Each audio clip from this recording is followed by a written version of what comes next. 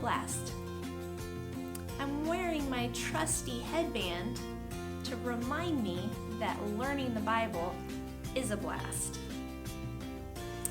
Which reminds me, I wonder what story we are going to talk about today. Do you have a Bible Blast supply bag? Well, if you do, go to your supply bag and there should be a little bag inside of it that has the number 38. If you don't have a bag with a 38 on it, don't worry, because I'll share mine with you. We can look inside together. I kind of peeked. You want to see what's inside of it?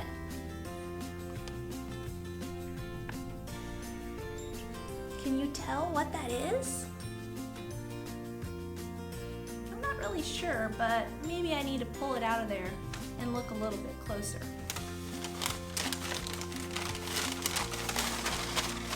Whoa.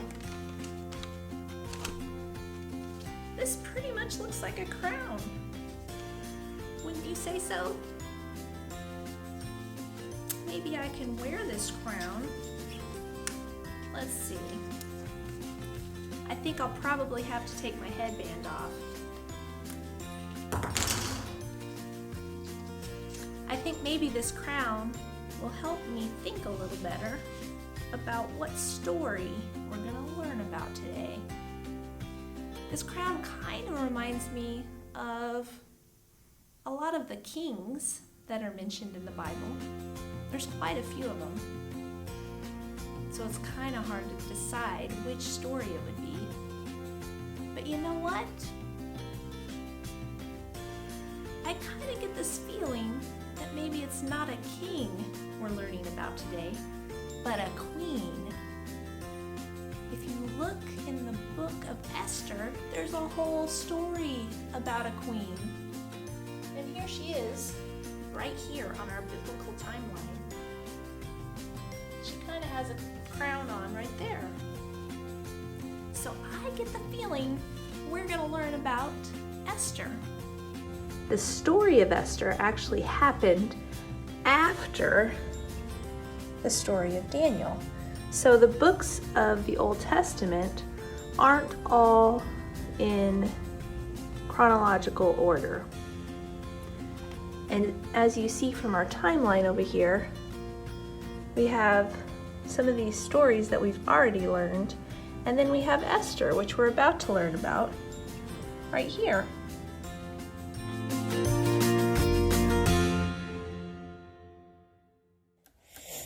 Hi, I'm Miss Hannah.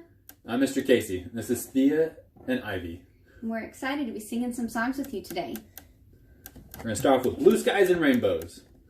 Blue skies and rainbows and sunbeams from heaven are what I can see. When my Lord is living in me, I know that Jesus is well and alive today. He makes his home in my heart. Nevermore will I be all alone, since he promised me that we never would part. I do whoop it. Alright, now we're going to do My God is So Big. Remember the hand motions? My God is so big, so strong and so mighty, there's nothing my God cannot do. My God is so big, so strong and so mighty, there's nothing my God cannot do. The mountains are his, the valleys are his, the trees are his handiwork too. My God is so big, so strong and so mighty, there's nothing my God cannot do. And now, this little light of mine. Get your light? Here, we get their lights out. This little light of mine, I'm gonna let it shine. This little light of mine, I'm gonna let it shine. This little light of mine, I'm gonna let it shine all the time. Let it shine, oh yeah. Don't let Satan it out. I'm gonna let it shine. Don't let Satan it out. I'm gonna let it shine. Don't let Satan get out. I'm gonna let it shine all the time. Let it shine, oh yeah. All right. Have fun learning about Esther.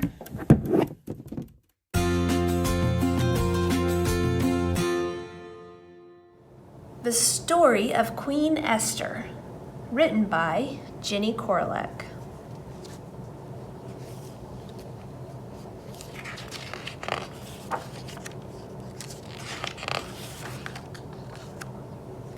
There once was a rich and powerful king who ruled over the land of Persia.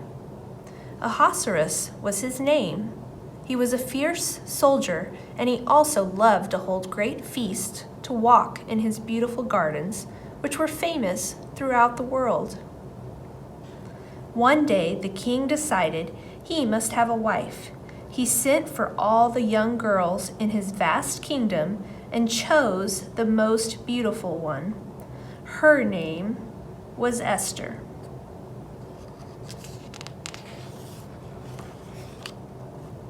Esther was an orphan who had been living with her cousin Mordecai. He loved Esther as if she was his own daughter. Mordecai served the king faithfully, but he was not happy when the king chose Esther to be his wife.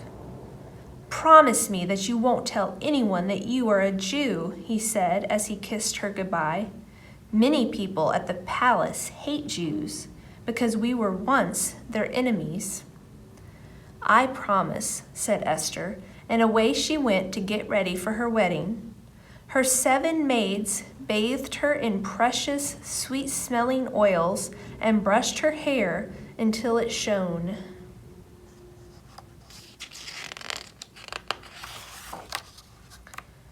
When Esther appeared before the king, dressed as a bride, he crowned her with a golden crown. He ordered a holiday for everyone and gave gold coins to all the poor people in the city.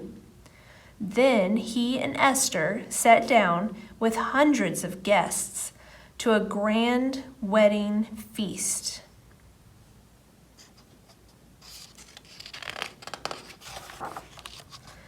That night, Mordecai overheard 2 royal guards plotting to kill the king. He quickly sent a message to Esther, who told the king, and the 2 men were arrested. Mordecai had saved the king's life. His name was written down in the king's book of records, but the king soon forgot all about it. Now the king's most powerful advisor was his grand vizier, Haman.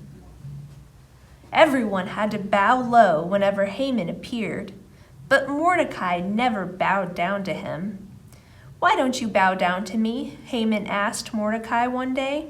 "I am a Jew," said Mordecai, "and Jews bow down only to God." Haman grew angrier and angrier with Mordecai. He decided to get rid of him and all the Jews living in Persia. He sat down and drew lots with his friends to find the best day for killing the Jews. Then he went to the king and said, "Your Majesty, the Jews do not obey some of your laws. Why don't you get rid of them?" The king gave his royal ring of command to Haman and said, "Do what you like with them." When Mordecai heard the terrible news, he quickly sent a message to Esther. "Only you can save us now. Go to the king and beg him to be merciful." Esther sent a message back. "Anyone who goes before the king uninvited will be put to death, even I, the queen." "You must go," Mordecai replied.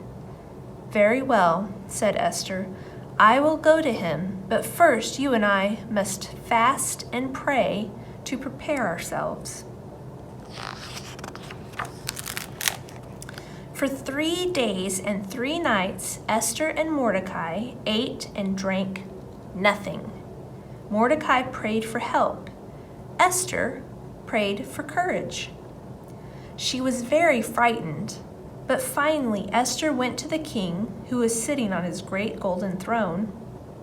When he saw her coming before him uninvited, his face blazed with anger, and Esther fainted. Then the king remembered how much he loved her. He leapt to his feet and took her in his arms. "Esther, Esther," he cried, "what is the matter? It must be something very important for you to come to me uninvited." "Oh, great king," said Esther, "I have just one favor to ask. Please be my guest tomorrow at a special dinner and bring Haman with you." The king agreed. Haman was delighted and rushed home to tell his wife. "Guess what? I have been invited to dine with the king and queen. That will show everyone how important I am." Oh, happy day! The only thing spoiling it is the wretched Mordecai who refuses to bow down to me. What can I do about him? "Have gallows built," said his wife, "and ask the king to have Mordecai hanged." Haman thought that was a good idea and had a gallows built right away.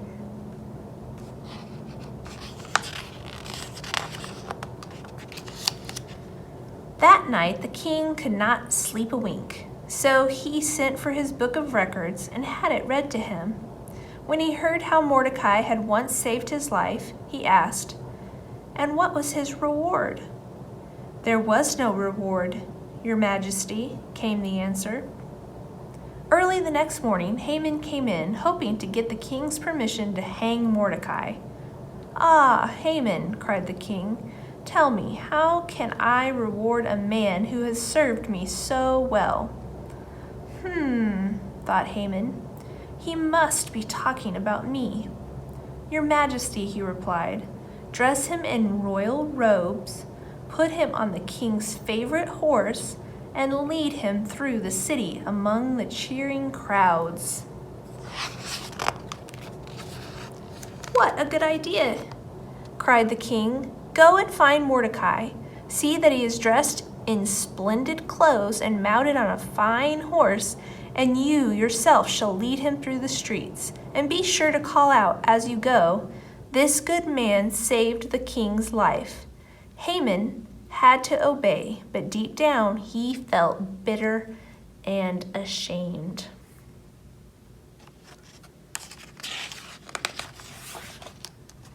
That evening after dinner, the king said to Esther, "And now, my queen, what can I do to please you? I love you so much, I would give you half my kingdom."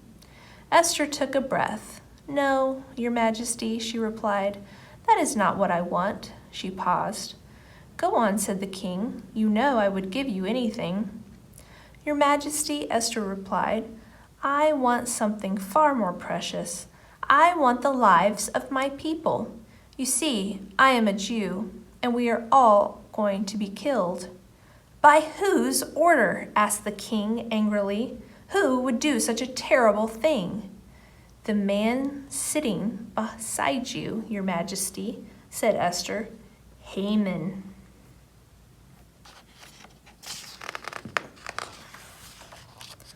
The king was horrified. "Take him away and execute him," he commanded.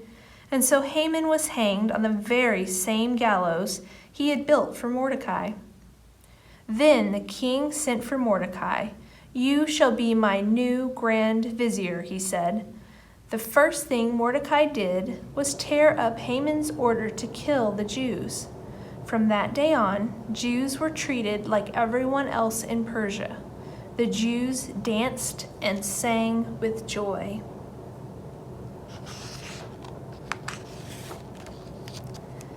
And to this day, a noisy, happy feast, the Feast of Purim, is held every year to remember how Queen Esther saved the lives of her people.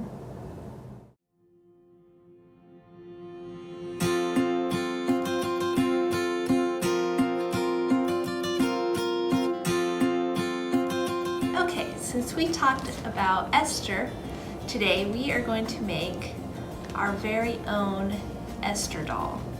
So if you have a Bible Blast supply bag, inside that supply bag you should have a Ziploc that has the number 38 on it. And it's got some coffee filters inside and a small piece of pipe cleaner, and then also a small little string in there as well. So go ahead and pull that out. And what we're making is this cute little Esther doll. So the first thing you'll need to do is pull out your white coffee filters. And there's probably about 3 in there, and just leave them together like they are. And then you can start decorating them with your watercolor markers. And that's what Brody's gonna start doing right now.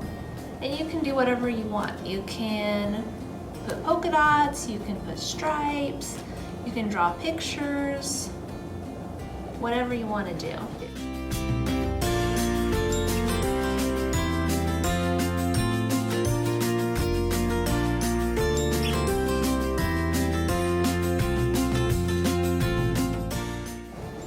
And this one I did like a rainbow. And as you can see, all of these look a little bit like watercolor or tie-dye, and I'll show you how I did that here in a minute. So once you have finished coloring your coffee filters, there is the option of spraying them with your spray bottle, which will make it look more like watercolor or tie-dye. So once you've colored your coffee filters, you have to cut some tiny little holes in the coffee filter, and that's for Esther's head to go through and her little arms to go through. So you'll fold your coffee filter in half, and then you'll fold it in half again. And then once you fold it in half the second time, you'll just cut off that very tiny little tip. Just a little bit at the very corner there. And then you'll open it up. And then you're gonna cut 2 even smaller holes next to that center hole. So in order to make those 2 smaller holes, you're gonna cut just a tiny little triangle, and you'll do that on both sides of the bigger hole.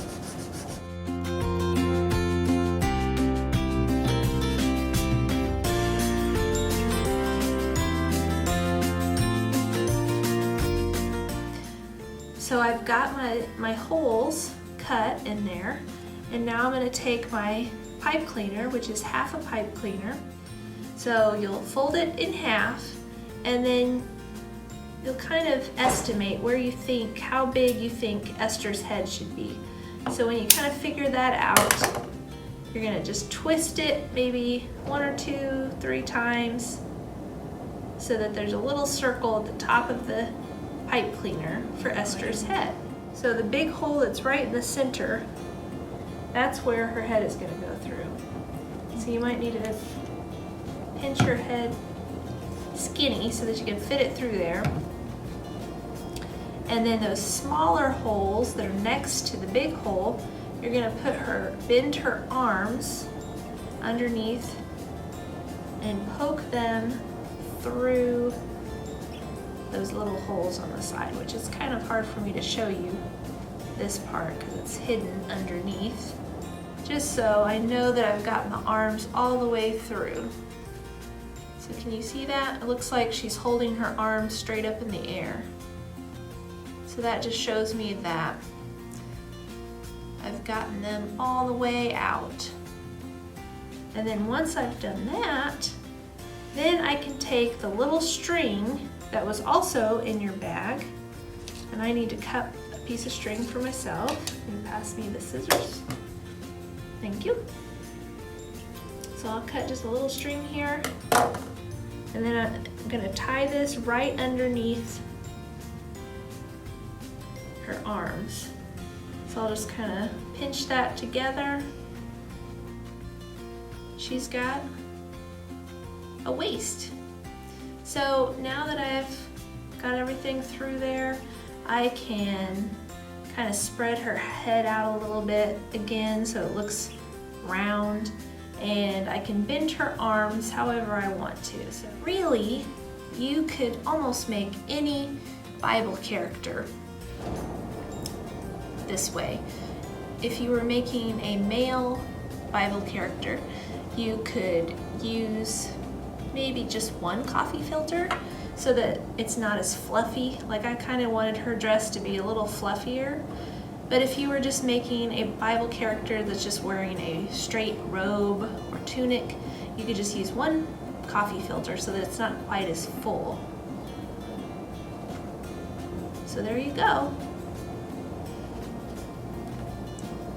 There's Esther.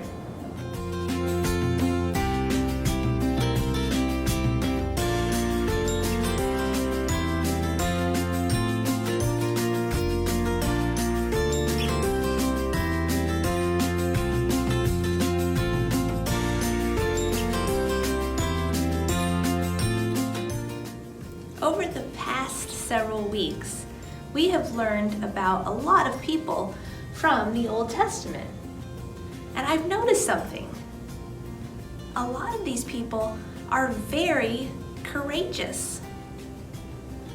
Do you consider yourself very courageous? I like to ride roller coasters. I really like to ride roller coasters. And Mr. Rusty really does not like to ride roller coasters. And every time we're at an amusement park where there are roller coasters, he'll ask me about it. He thinks I'm crazy for wanting to ride a roller coaster. He says that he gets nervous just thinking about it, and he gets the butterflies in his stomach, and he doesn't like the way it makes him feel. But for me, the excitement of riding a roller coaster makes it all worth it. Just because I like to ride roller coasters doesn't mean that I don't get nervous or get butterflies in my stomach. A lot of times when I'm standing in line for the ride, I do get nervous, but I do it anyway. And that's kind of the way it is with courage. Just because someone is courageous doesn't mean that they never get fearful or nervous or worried. They just push through those feelings and do it anyway. So that's kind of how it was with Esther. She had a lot more on the line than just a roller coaster. She was facing possible death. So she definitely was nervous and scared, but she did what she needed to do anyway. She did the right thing. She just pushed right through those feelings of fear and nervousness.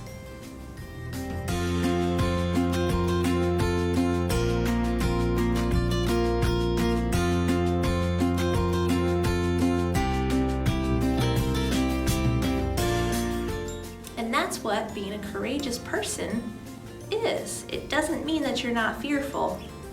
It means that you do the right thing anyway.